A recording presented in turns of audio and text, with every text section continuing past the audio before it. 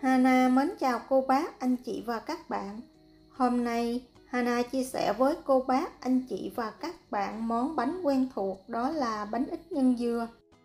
Nhưng với cách tạo hình rất là đặc biệt, không cần khuôn, cô bác, anh chị và các bạn vẫn có thể làm ra một món bánh vừa ngon vừa đẹp cho gia đình của mình vào dịp Giáng sinh và lễ Tết sắp tới. Trước tiên mình sẽ đi chuẩn bị phần nhân. Hana sử dụng 200g dừa nạo và 80g dừa non bào sợi. Thêm vào 150g đường cát, 1/4 muỗng cà phê muối, 3 muỗng canh nước.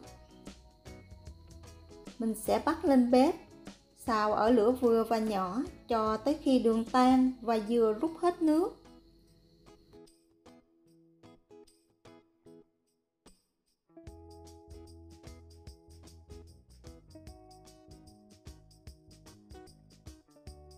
Sau khi đường tan và dừa hoàn toàn rút hết nước, mình sẽ cho vào 1 muỗng canh bột bánh in hoặc bột bánh dẻo, hoặc là cô bác, anh chị và các bạn không có, mình thay thế bột bắp cũng được. Trộn đều và tắt bếp. Sau đó để cho phần nhân này thật là nguội.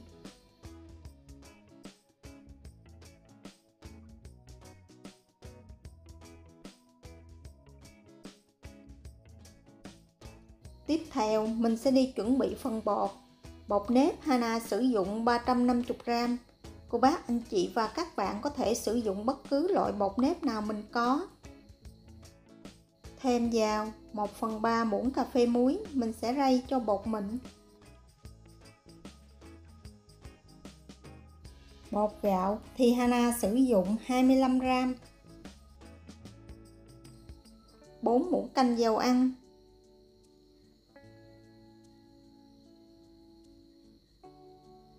và 150g nước.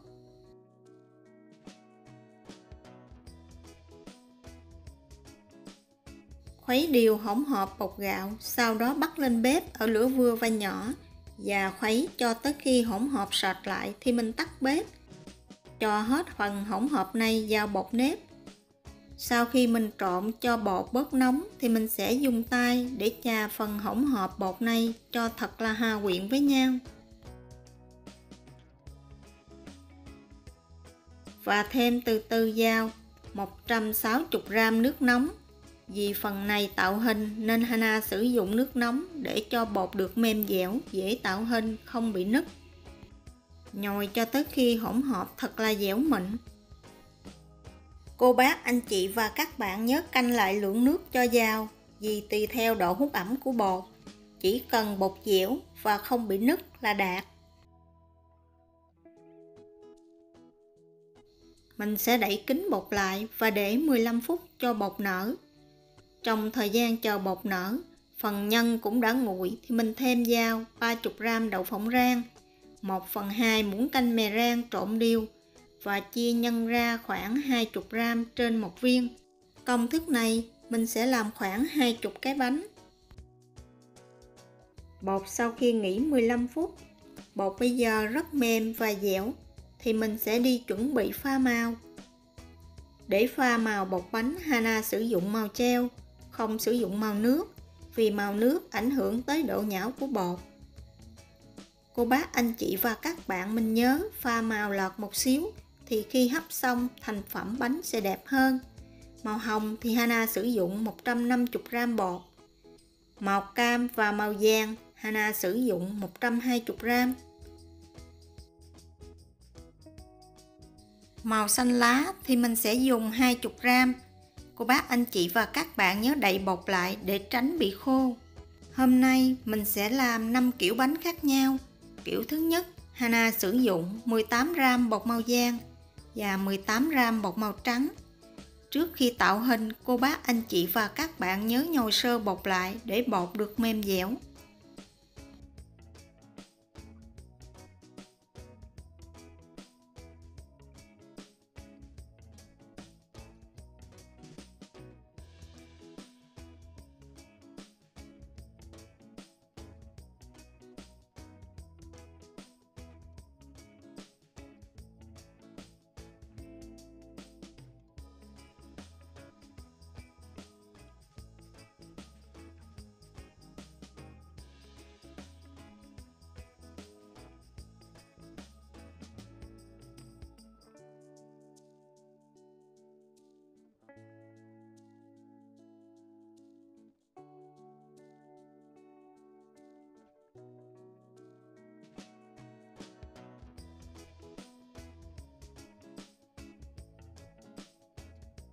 Để bánh được bóng đẹp hơn thì mình sẽ áo bên ngoài một lớp dâu.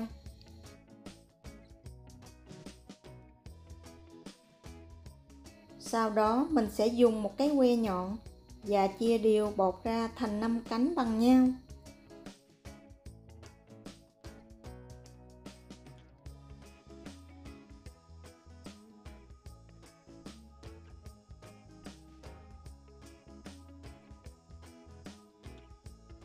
Để tạo hình 5 cánh hoa, cô bác, anh chị và các bạn có thể sử dụng miếng cắt bột để mình làm.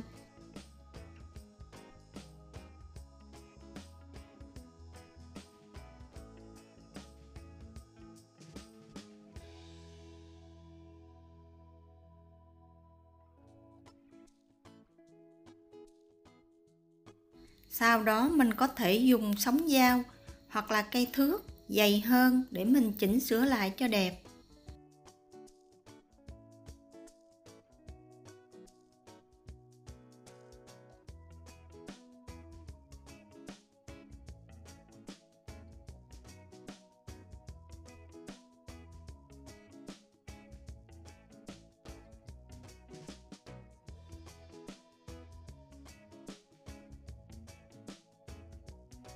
Phần lá trang trí thì Hana sử dụng một ít bột màu xanh và một ít bột màu trắng.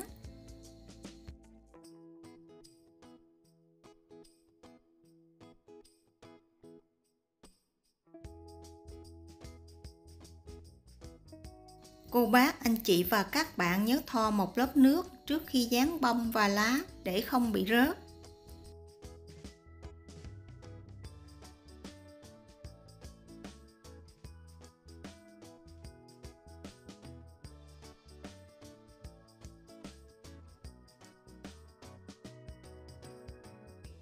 Và mình sẽ lót ở phía dưới bánh một miếng lá chuối hoặc là giấy nến cũng được. Để tạo phần nhụy phía trên thì Hana sử dụng một ít bột màu vàng. Mình sẽ dùng ray để nhấn bột và tạo hình.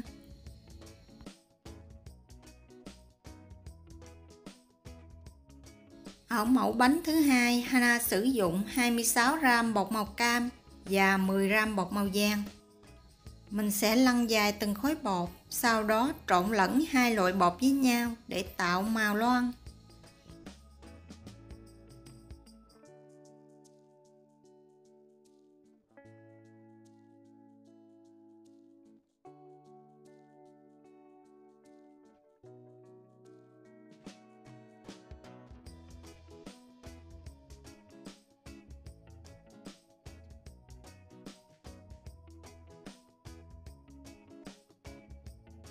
Lấy một ít bột màu xanh để làm lá và một ít bột màu trắng để làm bông.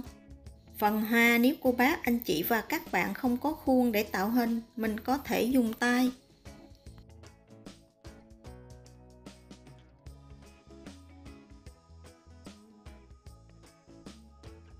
Và thêm một ít màu vàng để làm nhụy phía trên. Mẫu thứ ba thì Hana sử dụng 34g bột màu trắng và 2g bột màu hồng. Mình sẽ đặt màu hồng lên màu trắng, sau đó cũng ấn dẹp và gối nhân lại.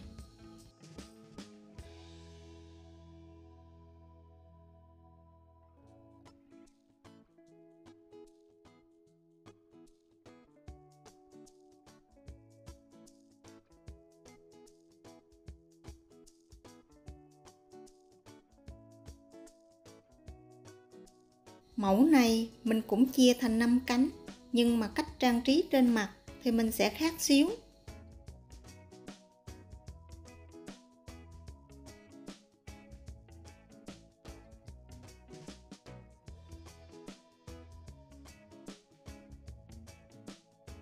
Mình sẽ sử dụng một ít bột màu trắng và bột màu hồng để làm hoa hai màu.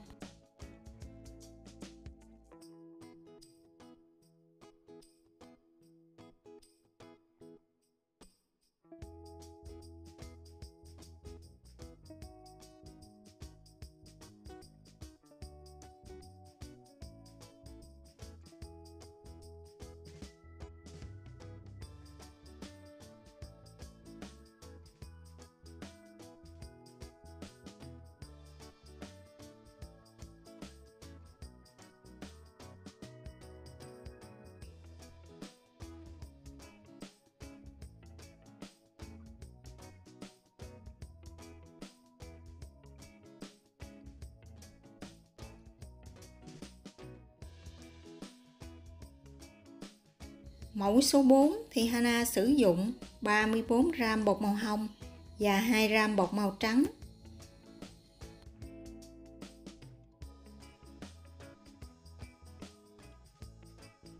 Mẫu này thì Hana sẽ chia thành 3 cánh để tạo hình được dễ dàng hơn.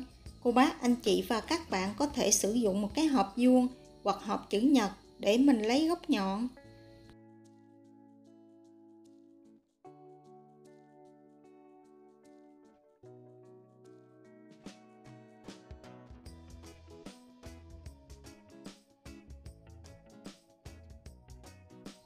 Phần nhị trên mặt, Hana sử dụng một ít bột màu vàng.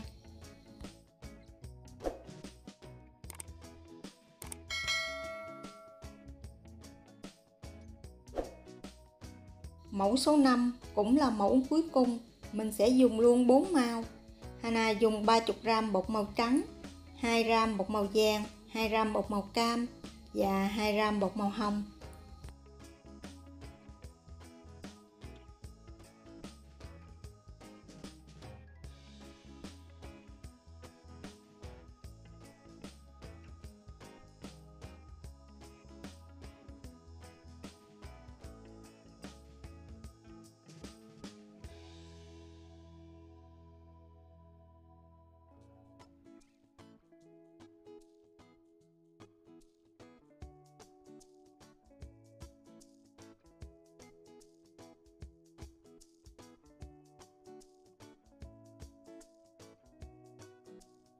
Phần này mình sẽ chia làm 3 cánh, một cánh lớn và 2 cánh nhỏ.